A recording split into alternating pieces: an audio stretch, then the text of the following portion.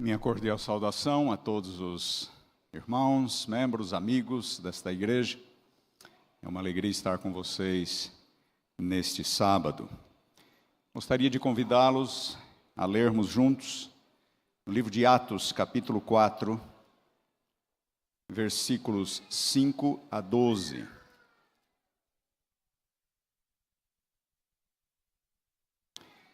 Livro de Atos, capítulo 4, versículos 5 a 12.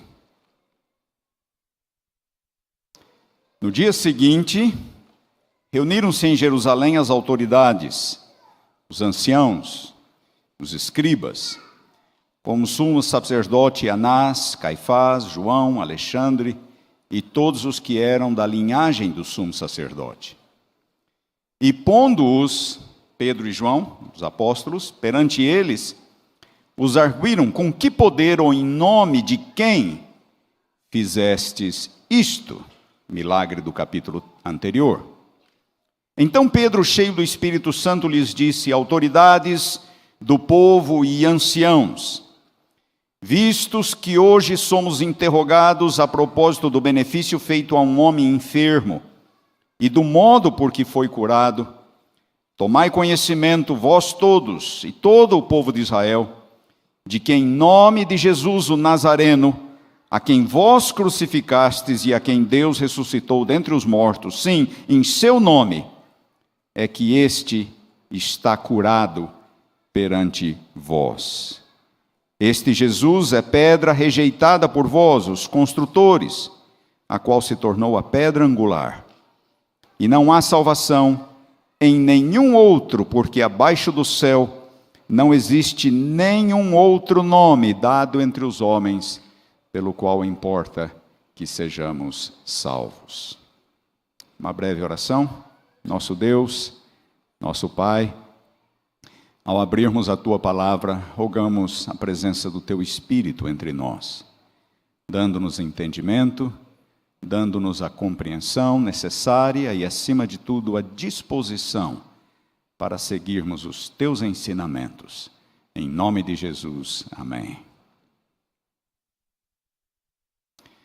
Num livro publicado em 1945, William Temple, que era arcebispo da Igreja da Inglaterra, declarou o seguinte: o Evangelho é verdadeiro em qualquer época e em qualquer lugar. Ou ele não é um evangelho, muito menos verdadeiro. Repito, o evangelho é verdadeiro em qualquer época e em qualquer lugar. Ou ele não é um evangelho. Boas novas, muito menos verdadeiro. Alguma vez você já se perguntou se o Evangelho de Jesus Cristo ainda se aplica aos dias atuais e a todas as pessoas, indistintamente? De acordo com William Temple, se esse não for o caso, então ele não é nem Evangelho, nem verdadeiro. William Temple acrescenta que a igreja se tornou confusa, insegura em sua proclamação da mensagem. E nessa mesma linha, um monge budista declarou certa vez acerca do cristianismo.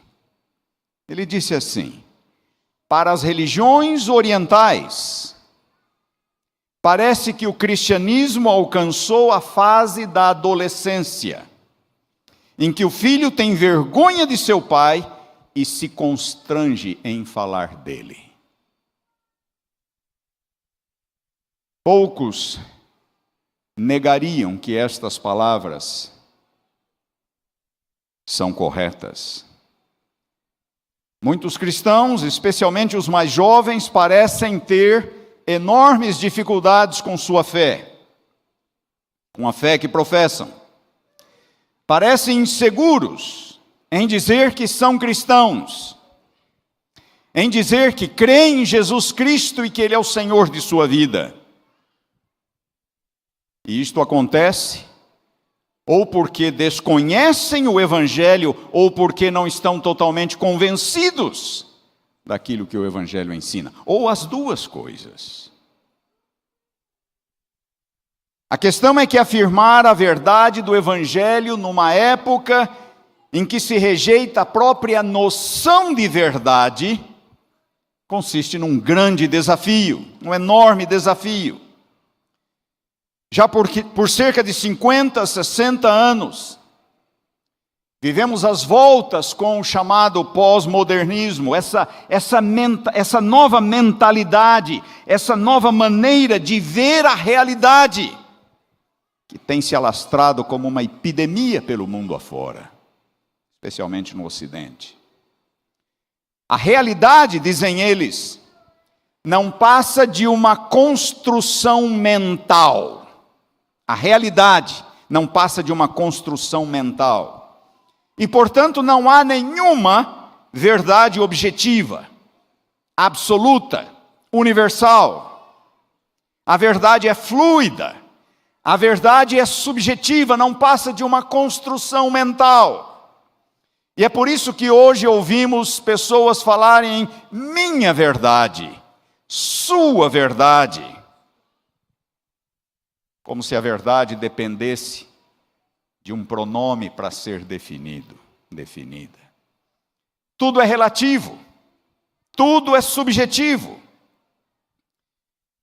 Isto explica, entre outras coisas, essa cultura woke, ou era da lacração, que temos visto nos últimos anos. É um produto direto do pós-modernismo. De acordo com essa cultura, a minha percepção da verdade é determinada pelas minhas preferências, pelas minhas escolhas. Cada um abraça a sua própria verdade, mesmo que ela contrarie, por exemplo, os princípios mais básicos da biologia ou da linguagem. Palavras são usadas livremente, com o significado que se quer. Substantivos, adjetivos, pronomes pessoais. Nenhum significado fixo. Cada um é livre para escolher. E quem não concorda com as minhas escolhas é homofóbico, é racista, é preconceituoso. Não importa o que seja, dizem eles, nenhuma verdade deveria ser imposta, porque a sua verdade não vale para mim. Tudo é legítimo, tudo é aceitável. Eutanásia, apressar a morte de alguém, aborto, homossexualismo, certo ou errado? Depende, dizem eles. Depende dos valores, das perspectivas de cada um. Para um pode ser errado, mas para o outro pode ser certo. Temos que aprender a conviver com as diferenças. Temos que aceitar as diferenças como igualmente legítimas, igualmente válidas. Não nos admira a confusão moral do mundo contemporâneo.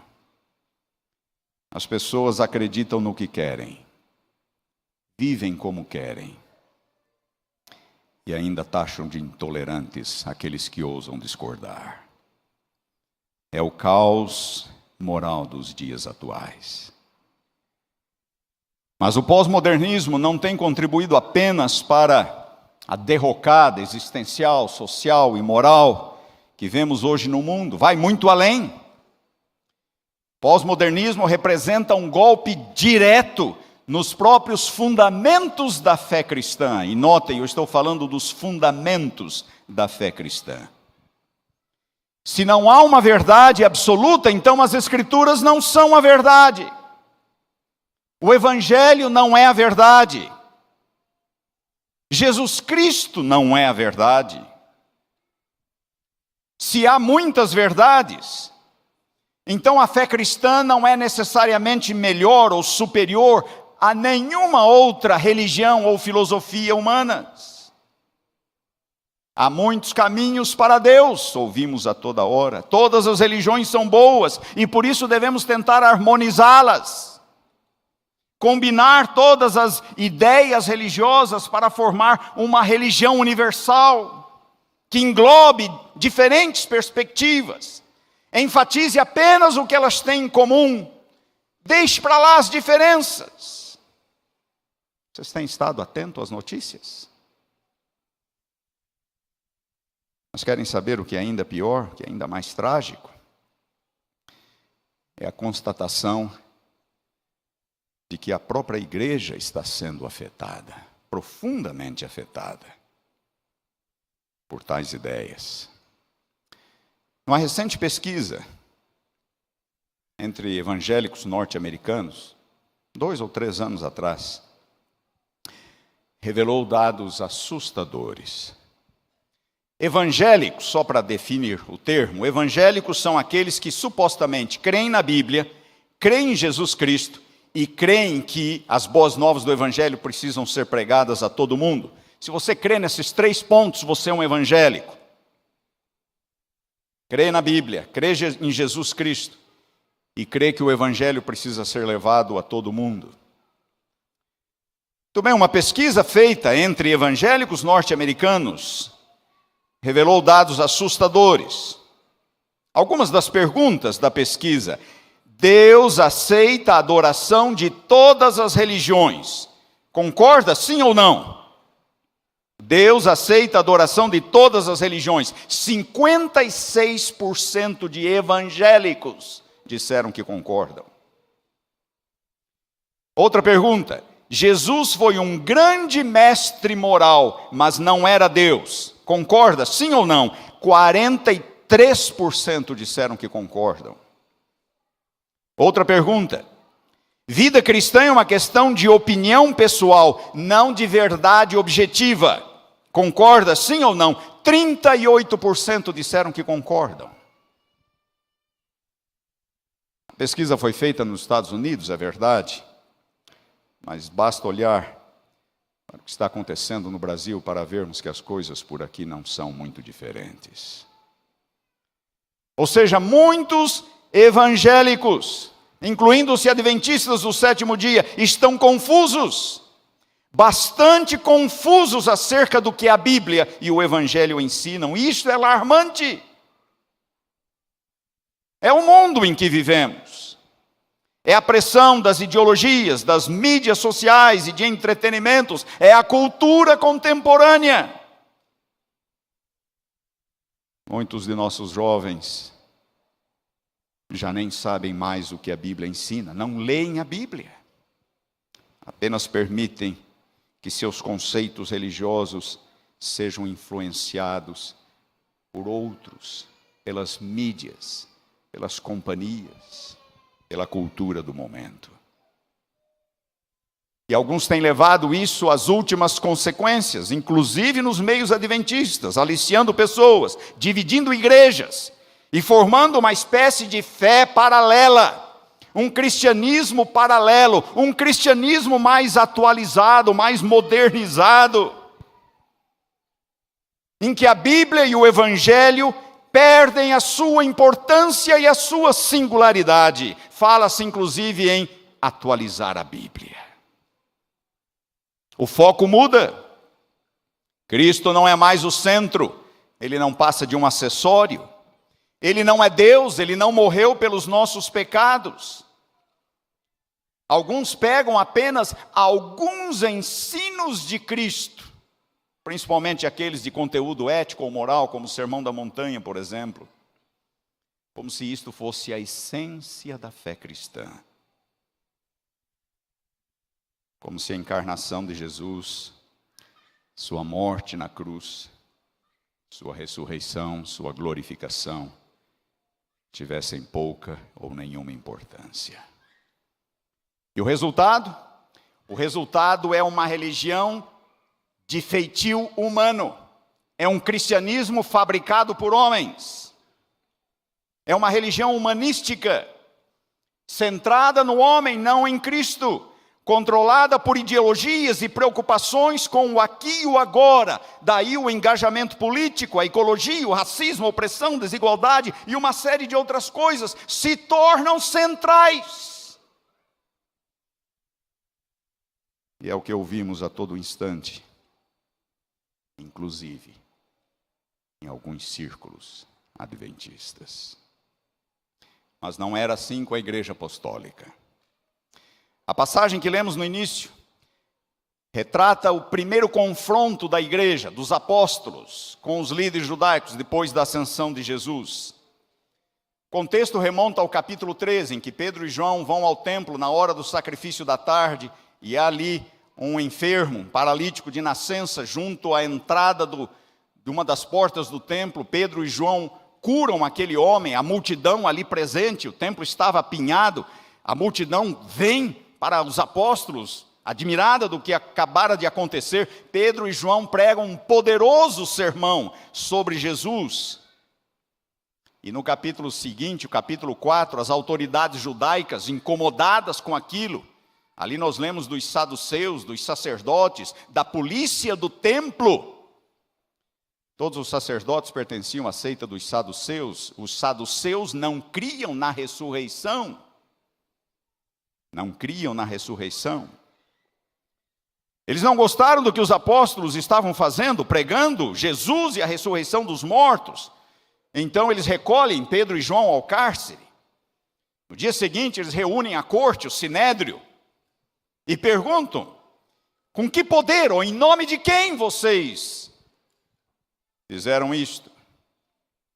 E a pergunta deu a Pedro e João, foi Pedro quem falou, a oportunidade de falar de Jesus.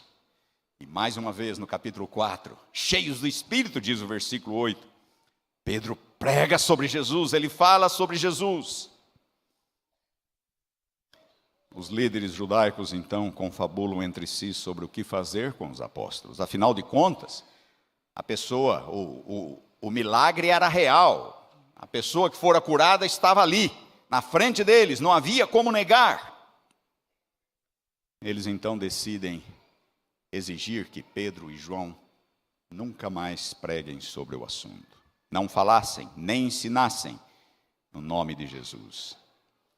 A resposta dos apóstolos está entre aquelas pérolas do Novo Testamento, capítulo 4, versículos 19 e 20. Mas Pedro e João lhes responderam: julgai se é justo diante de Deus ouvir-vos antes a vós outros do que a Deus, pois nós não podemos deixar de falar das coisas que vimos e ouvimos. De onde os apóstolos tiraram tamanha coragem para enfrentar a Suprema Corte de Israel, os líderes judaicos, os mais poderosos, os 70 mais poderosos em Israel? De onde os apóstolos tiraram essa coragem? Do túmulo vazio.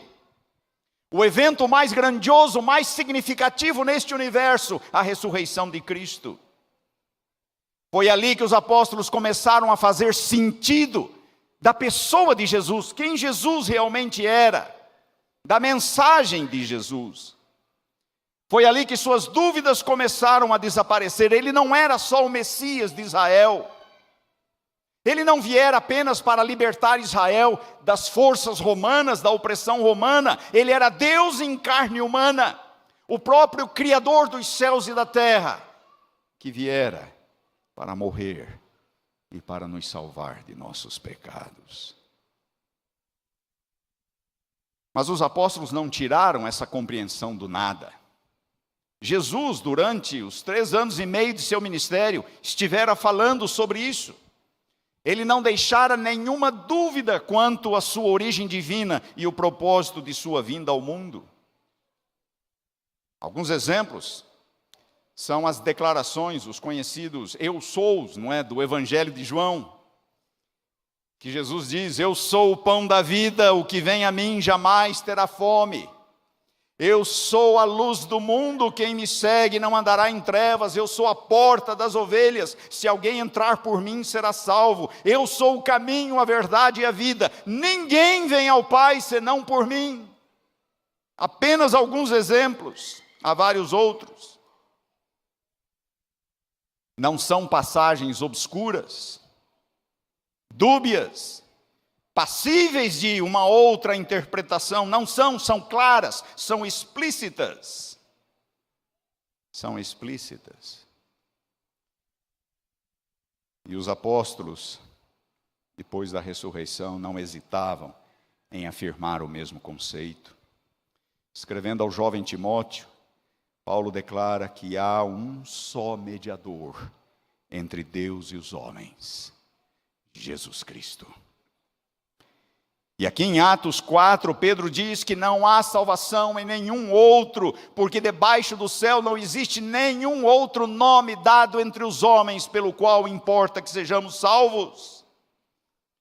O idoso João escreveu, e o testemunho é este, que Deus nos deu a vida eterna, e a vida eterna está em seu Filho.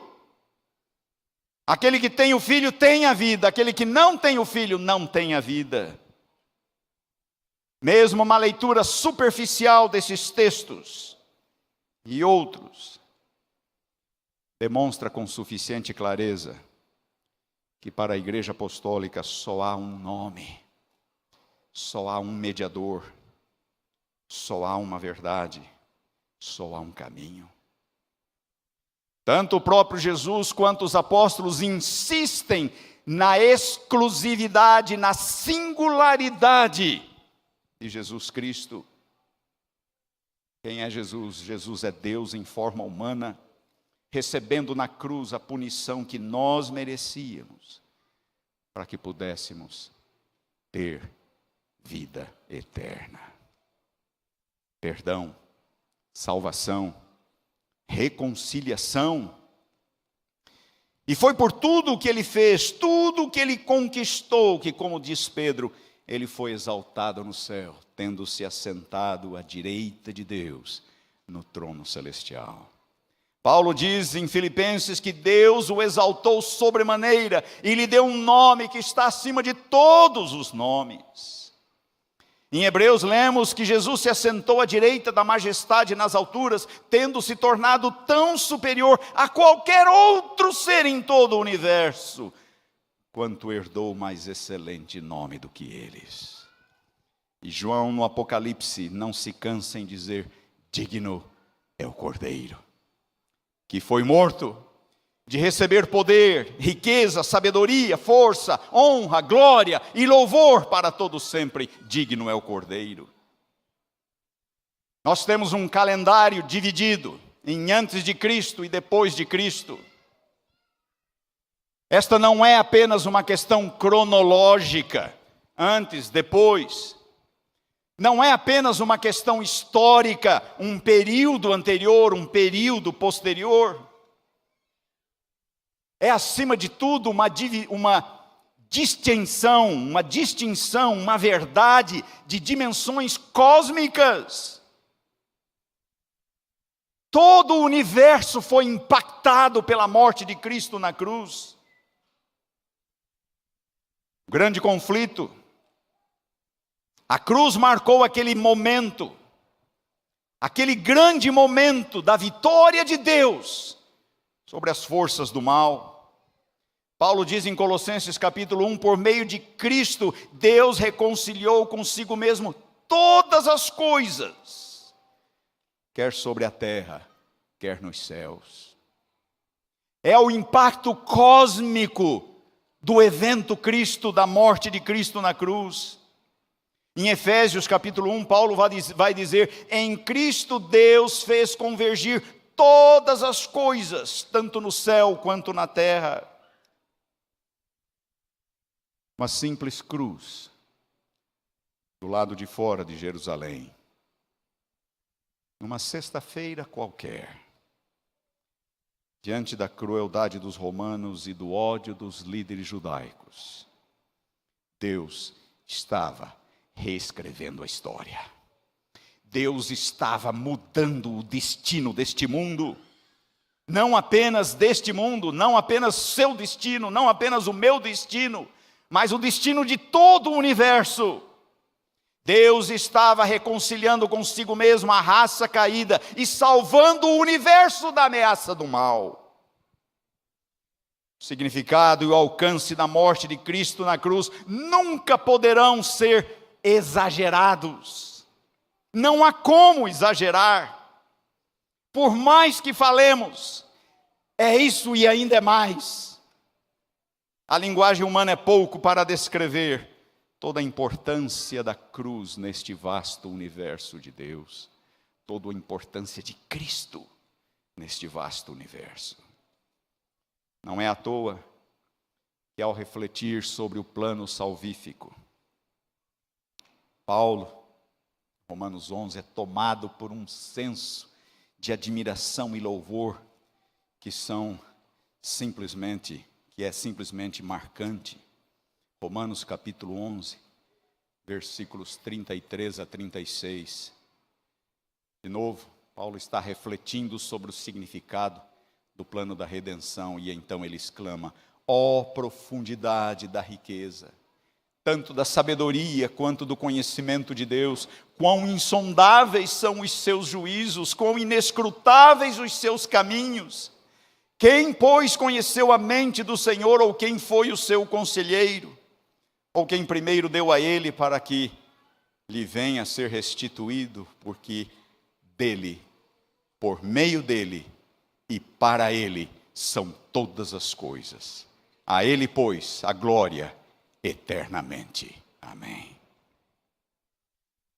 Mas quão diferente é isso daquilo que se ouve hoje em dia, mesmo em igrejas evangélicas, mesmo em nossas igrejas. Alguns alegam que os apóstolos insistiam nesses pontos porque era mais fácil ser cristão no primeiro século. A mensagem cristã era mais palatável, era mais aceita no primeiro século do que hoje em dia. Grande engano, grande engano. O evangelho não era mais aceitável no primeiro século do que hoje em dia. Paulo, falando sobre o evangelho em 1 Coríntios capítulo 1, descreve-o como sendo loucura, escândalo para os judeus e loucura para os gregos. A mensagem da cruz é escândalo para os judeus e loucura para os gregos, para os gentios, diz Paulo. A diferença era o grau de convicção dos apóstolos. Eles enfrentaram oposição como nós não enfrentamos. Foram todos perseguidos, quase todos foram mortos por causa da sua fé, da mensagem que proclamavam. Nenhum deles ficou rico, nenhum deles ficou famoso pelos padrões humanos. Não ganharam aplausos, não ganharam recompensas. Mas eles haviam visto o Cristo ressurrecto. Eles haviam visto o túmulo vazio. Haviam experimentado o poder do Evangelho e em poucos anos acabaram sacudindo o Império Romano. Acabaram mudando, transformando o mundo de seus dias. No mundo greco-romano não havia nenhuma dificuldade em se acrescentar um deus a mais no panteão ou na lista dos deuses. Não havia nenhuma dificuldade. O mundo antigo era pluralista, aberto a novidades, mas havia um ponto: desde que as religiões tradicionais também fossem reconhecidas. O que os romanos não toleravam eram alegações de exclusividade. Plínio, governador romano da Bitínia, se referiu ao cristianismo como uma superstição depravada e excessiva. Eles não podiam aceitar que a adoração a Jesus exigisse o fim da adoração dos demais deuses, inclusive do imperador. Eles não podiam aceitar que o culto a Jesus exigisse o fim do culto aos demais deuses. O mesmo Plínio, governador da Bitínia, escreveu uma carta ao imperador Trajano. Essa carta está preservada, nós a conhecemos. Na carta ele diz que ele prendia, interrogava e mandava matar os cristãos que se recusavam a invocar os deuses. Ele não estava tão preocupado se os cristãos adoravam a Cristo. O problema era que os cristãos se recusavam a invocar outros deuses. Plínio continua que eles se recusavam a oferecer preces com incenso e vinho à imagem do imperador. e aqueles que se recusassem a amaldiçoar o nome de Cristo, então ele os mandava matar. Em sua resposta, que também é conhecida, também foi preservada, o imperador Trajano diz: é isso mesmo, continue fazendo isso. Mas os apóstolos não temiam, não paravam de pregar que há um só Deus, um só Senhor, uma só fé, um só batismo. Se com tua boca confessares a Jesus como Senhor e em teu coração creres que Deus o ressuscitou dentre os mortos, serás salvo, diz Paulo em Romanos capítulo 10. 1 Coríntios 8 ele vai dizer: para nós há um só Deus, o Pai, de quem são todas as coisas e para quem existimos, e um só Senhor, Jesus Cristo, pelo qual são todas as coisas, e nós também por Ele. Mas o mundo de hoje está se tornando, principalmente o mundo ocidental, muito parecido com o mundo greco-romano. Mais e mais o cristianismo tem sido pressionado a rebaixar as normas, a relativizar, suavizar os seus ensinos, transigir com o espírito da época, se acomodar à cultura predominante. A mesma cultura que o cristianismo deveria transformar, é a cultura que está transformando o cristianismo. Já não é mais politicamente correto falar desse jeito, falar isso, falar aquilo. Já não é mais politicamente correto.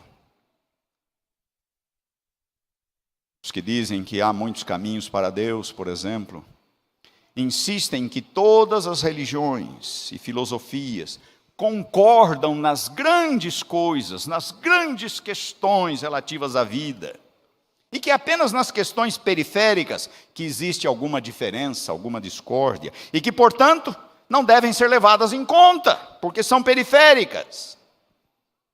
Mesmo? Verdade? Qualquer pessoa que fala isso revela um total desconhecimento das religiões e das filosofias do mundo e do cristianismo. O judaísmo não acredita que Jesus é o Messias, muito menos Deus. O cristianismo insiste, sim, ele é o Messias e ele é Deus em carne humana. Ambos não podem estar corretos. O hinduísmo ensina que Deus se tornou carne centenas, milhares de vezes, é a reencarnação. O cristianismo não, a encarnação de Cristo foi um evento único, histórico. Ambos não podem estar corretos. O islamismo ensina que o céu deve ser ganho por meio das boas ações, e que se as suas boas ações forem maiores que as más ações, então você está salvo. O cristianismo ensina que mesmo com todas as nossas boas obras, jamais conseguiremos superar a culpa e a pecaminosidade do coração humano. Na verdade, irmãos, amigos, uma característica comum a todas as religiões de feitio humano, sem exceção, todas as religiões de feitio humano, do passado ou do presente, é o princípio do mérito. O princípio de que os deuses precisam ser satisfeitos, os deuses precisam ser apaziguados, por meio de boas obras, de oferendas, até sacrifícios humanos inclusive. Quão diferente é isso do Evangelho de Jesus Cristo. Porque pela graça sois salvos, por meio da fé. Isto não vem de vós, é um dom de Deus, não de obras, para que ninguém se glorie. E a cruz é a expressão máxima da graça de Deus. Foi ali que Jesus levou sobre si os nossos pecados, sofreu o castigo que nós merecíamos, para que pudéssemos ter a vida que é dele, vida eterna. Nada poderia ser mais distante da verdade do que a afirmação de que as religiões do mundo concordam nas grandes coisas, nos pontos básicos, e que as diferenças se limitam a questões de menor importância. Nada poderia ser mais distante da verdade. Mas o que é que vemos todos os dias? A mídia, Retrata aqueles que insistem na singularidade da sua fé como fundamentalistas, fanáticos, danosos à sociedade em geral. Tente falar para alguém no trabalho, no clube, na universidade, se é uma universidade de fora. Tente falar para essas pessoas que só Jesus Cristo salva, para ver o que acontece. No mínimo vão dizer, pare com isso. Todas as religiões são boas. Tire o que é de bom das religiões. Pare com isso. Mas se formos honestos, então ambos podemos estar errados. Ou um de nós pode estar certo e o outro pode estar errado, mas não há como ambos estarem certos. Não há. Como eu já disse para muitos hoje, a ênfase do cristianismo está nos ensinos morais de Cristo, como o Sermão da Montanha. O Sermão da Montanha é de fato extraordinário. Os ensinos de Jesus ali sobre como devemos nos relacionar uns com os outros são extraordinários. Mas o cristianismo não pode ser explicado com base no Sermão da Montanha apenas. A fé cristã não pode ser limitada às suas verdades éticas ou morais. A essência, o coração da fé cristã é o que Cristo fez pela nossa salvação. Sua encarnação, sua morte substitutiva, sua ressurreição dentre os mortos e sua exaltação e intercessão no céu. Não, queridos, o cristianismo não pode ser nivelado por baixo e ser equiparado às demais religiões ou filosofias. As afirmações do cristianismo são únicas, seus ensinos são inegociáveis. Jesus Cristo é o único Filho de Deus e o único caminho para o Pai. Só Ele é um com Deus, só Ele veio de Deus, só Ele nos reconcilia com Deus, só Ele é o caminho, a verdade e a vida. A história está repleta de exemplos de que quando a igreja perde sua confiança em Jesus, na Bíblia, no Evangelho, ela inevitavelmente perde a capacidade de confrontar os desafios do momento, da cultura. Acaba sendo absorvida pela cultura predominante, em vez de mudar esta cultura. Estamos nos aproximando do final do sermão e eu gostaria de destacar 3 pontos. Primeiro ponto, eu chamei aqui de fator arrogância. No mundo em que nós vivemos, como eu já disse, não há uma verdade, mas muitas verdades. Não há princípios, apenas preferências. E um dos desafios que nós enfrentamos como cristãos, e eu vou ser mais específico, inclusive como adventistas do 7º dia, um dos desafios que enfrentamos ao proclamarmos a Jesus, ao proclamarmos a nossa fé, é a de que nós estamos sendo arrogantes. A mente pós-moderna rejeita todo e qualquer tipo de exclusividade.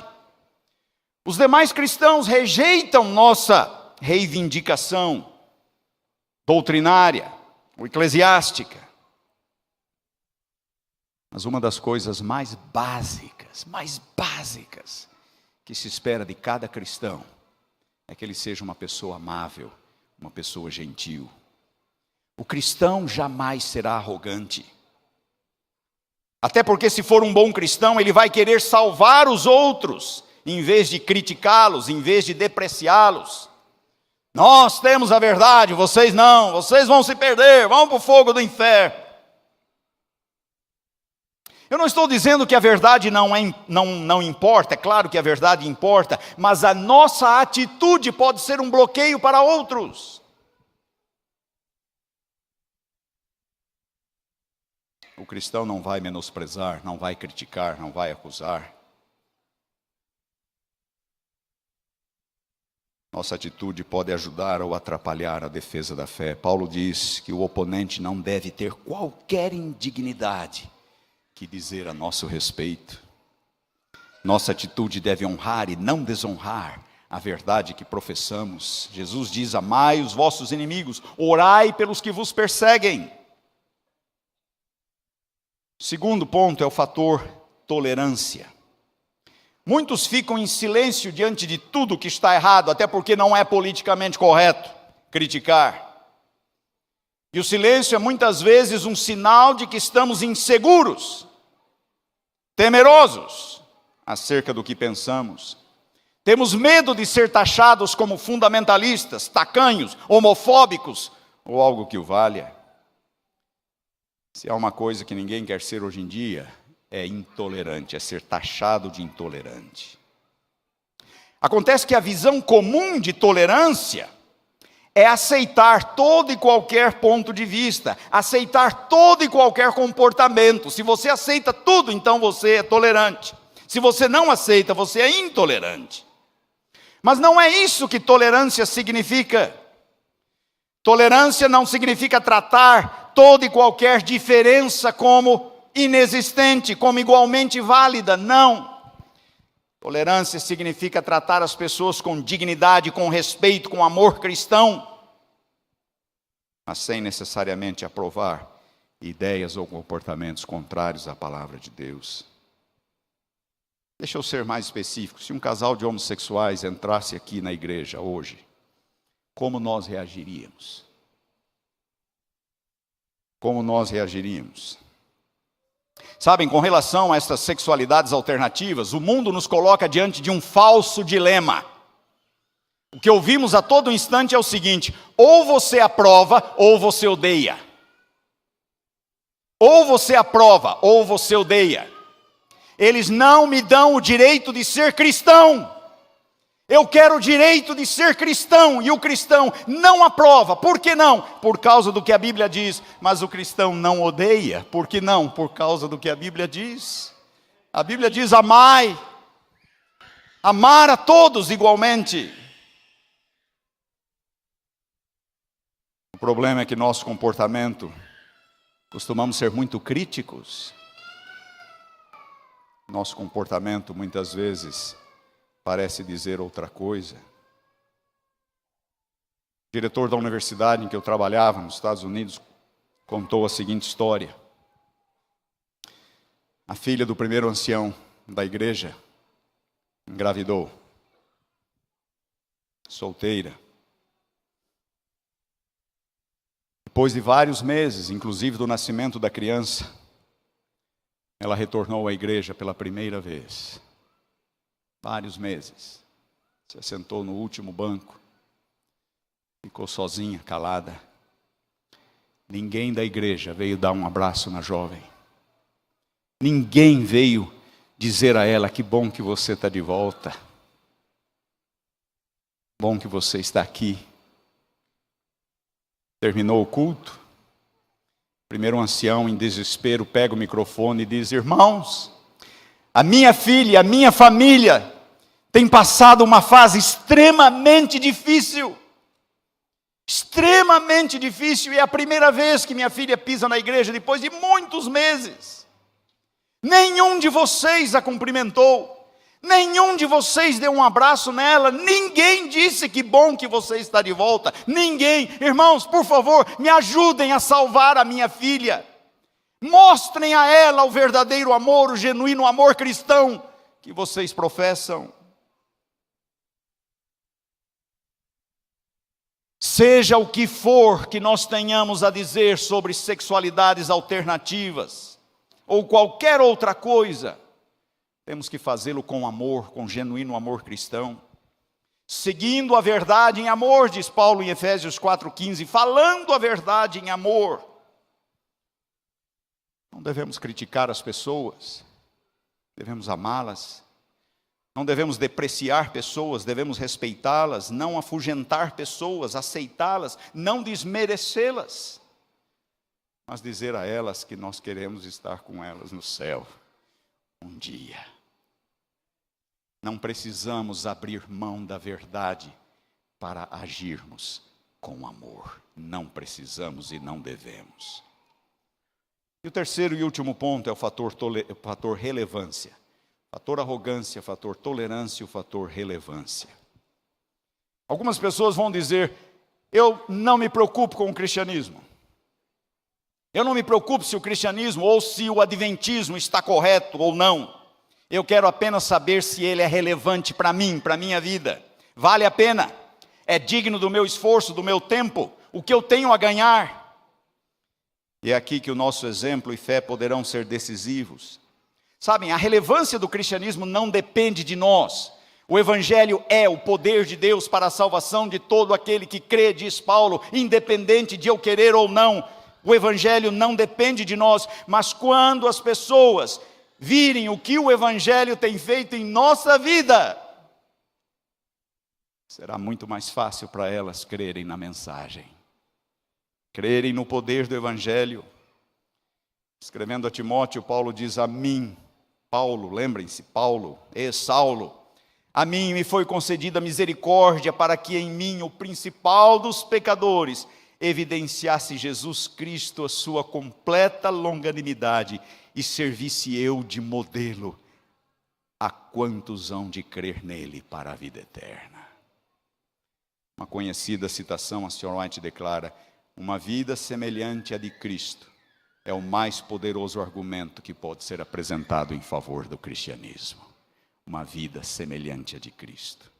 Os homens acreditarão não o que o ministro pregue do púlpito, mas o que a igreja pratica em sua vida. Se o cristianismo for relevante para nós, ele vai ser para outros, e eles vão ver isto. Fé cristã não se limita à doutrina. Ela deve transformar vidas, deve transformar a nossa vida. A verdade deve mudar a nossa vida. E se isso acontecer, vai ser mais fácil para outros crerem na verdade, aceitarem a verdade. Queridos, nós não somos chamados para ser cristãos apenas por causa de alguns ensinos de Cristo, ou dos ensinos morais de Cristo. Somos chamados para ser cristãos por aquilo que Cristo é e por aquilo que Ele fez, especialmente na cruz. A cruz é o propósito, foi o propósito e o clímax da vinda de Cristo. Em toda a sua ignomínia e ofensa, em toda a sua vergonha e crueldade, a cruz é o instrumento pelo qual Deus salva e restaura. A cruz é um instrumento pelo qual Deus reconcilia o ser humano e todo o universo consigo mesmos. Jesus Cristo é o único. O evangelho é o único. A verdade é única. E é por isso que devoção a Cristo tem que ser exclusiva. Não pode ser dividida, não pode ser compartilhada. Tem que ser autêntica, legítima. Tem que ser profunda e tem que ser inegociável. De acordo com a Bíblia, a história, toda a história, está se movendo na direção daquele dia em que todo joelho se dobrará diante de Cristo e toda língua confessará que Ele é Senhor, para a glória de Deus Pai. Nesta manhã eu gostaria de apelar a todos, especialmente aos jovens, a nunca se envergonharem do Evangelho, nunca perderem o foco, nunca duvidarem a origem divina de Jesus e daquilo que Ele fez e faz para a nossa salvação.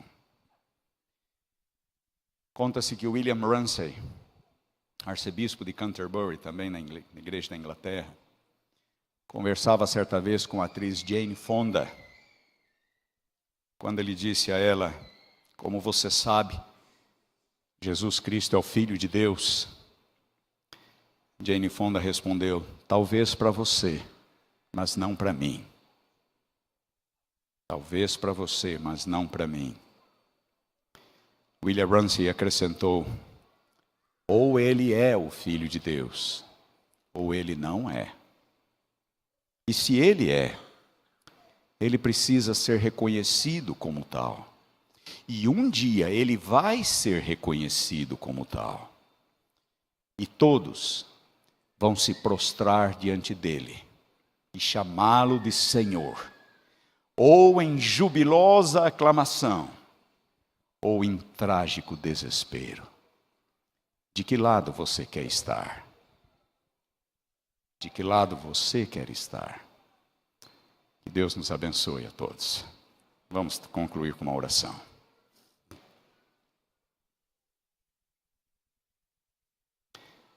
Nosso Deus, nosso Pai, louvamos o Teu nome pela Tua palavra e, acima de tudo, por Jesus Cristo, nosso Senhor, que veio a este mundo para nos redimir de nossos pecados, de nosso afastamento de Ti, nossa contrariedade da Tua vontade, da Tua palavra. Não olhou para os nossos pecados, mas deu a sua vida por nós. Senhor, ajuda-nos a termos mais confiança, mais certeza deste Evangelho, desta fé que professamos. Ela seja autêntica em nossa vida, seja profunda, seja verdadeira, de tal modo que outros vão se sentir atraídos a Cristo por nosso intermédio. Dá-nos esta graça, Senhor, porque a pedimos em nome de Jesus Cristo. Amém.